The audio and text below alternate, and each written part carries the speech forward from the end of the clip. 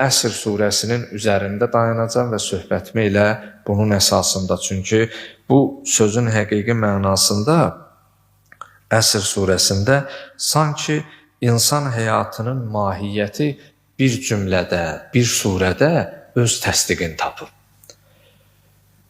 Zaman əslində görünməz bir səssiz müəllimdir. Yəni biz onu nə görə bilirik, nə eşidə bilirik.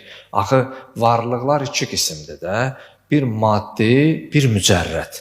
Məsələn, bizim özümüzdə, öz üzərimizdə bunu test etmiş olsaq, maddi mücərrəd tərəflərini, məsələn, mənim başımı görürsünüz, əlimi görürsünüz, büsbütün vücudumu görürsünüz. Bu bizim insanın maddi tərəfidir.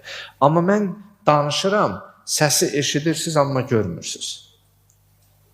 İnsanın ağlı, insanın ruhu var, amma nə görülür, nə eşidilir. Yəni, mücərrəd varlıqlar nə görülür, nə eşidilir, ruhumuz təki. Biz vücudumuzu fizioloji cəhətdən görə bilirik. Amma ruhumuzu biz nə edə bilmirik? Görə bilmirik. Həmçinin əqlimiz, elmimiz, savad, idrak, şuur və s. Ona görə deyirlər, zaman görünməz bir səssiz müəllimdir. Biz zamanı nə görə bilirik, nə səsini duya bilirik. Amma görünməz səssiz bir halda bu zaman bizim ömrümüzdən alır və vaxtdan da gedir. O nə səs salır, nə xəbər verir.